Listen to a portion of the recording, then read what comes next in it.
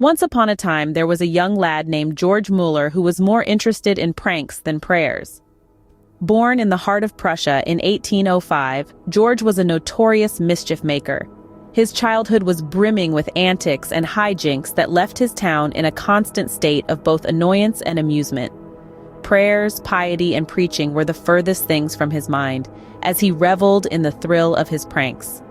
Little did he know, his life was about to take a divine turn. A divine encounter at a prayer meeting turned the prankster into a passionate believer.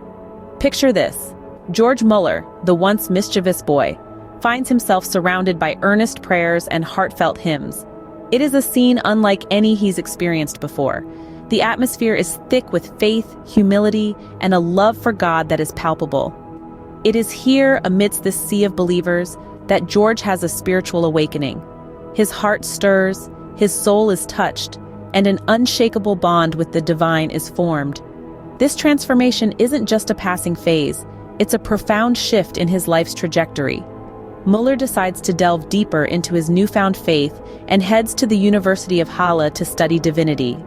There, he devotes himself to the teachings of Christianity, embracing its principles with an intensity that astonishes those around him. And thus, the mischievous boy became a man of faith. With nothing but faith and a dream, George Muller set sail for England. No, this wasn't a vacation cruise. George was embarking on a mission of faith, hope, and charity.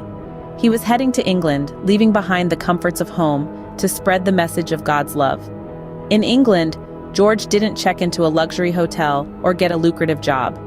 No, he had a different plan. He decided to live by faith, trusting God for his every need. He became a missionary, devoting his life to serving others. His work was not dictated by a fat paycheck, but by the calling he felt deep within his heart. Now here's where things get really interesting. George didn't draw a salary for his work. Yes, you heard it right. He chose to rely solely on unsolicited donations. It was a bold move, a daring leap of faith.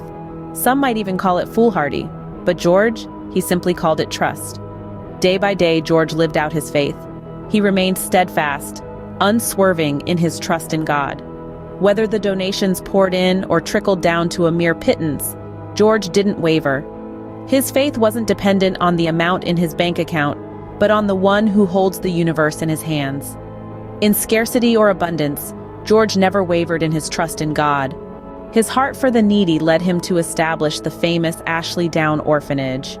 Now, this wasn't just any orphanage. This was a beacon of hope, a sanctuary, and a school all rolled into one.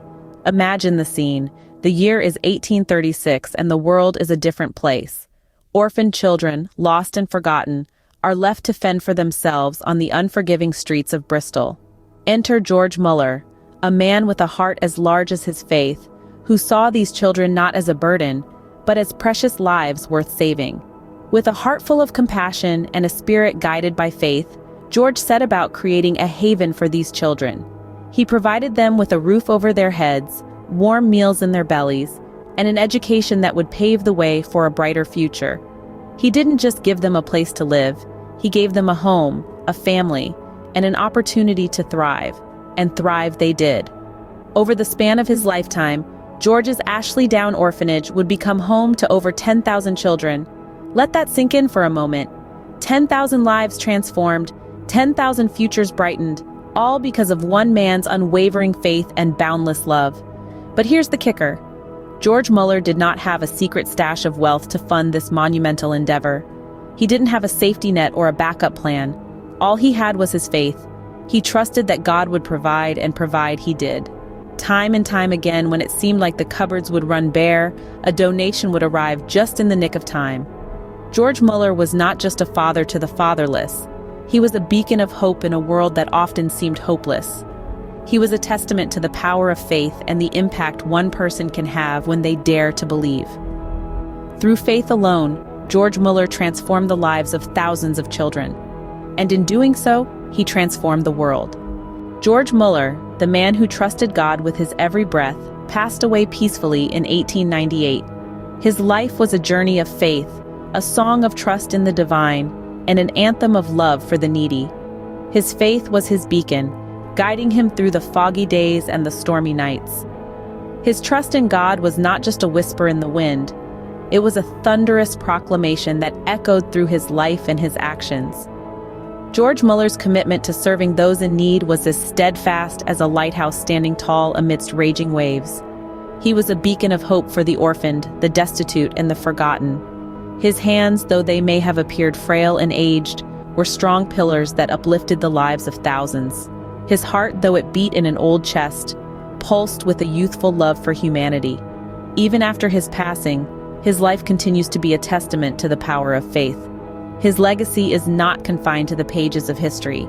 It's alive in the hearts and lives of those he touched, and it's thriving in the institutions he built. His work, his faith, his commitment to the cause of the needy did not die with him.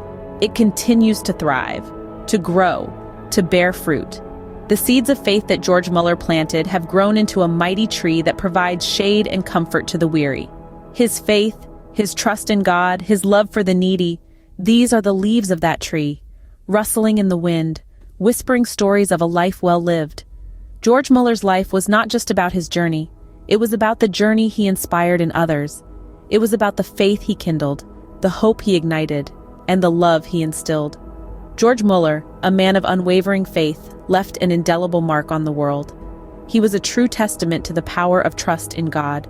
His life, a symphony of faith, continues to echo, reminding us that a life of trust, a life of service, is indeed a life well lived. George Muller's story doesn't end with his death. His legacy continues to inspire millions around the world.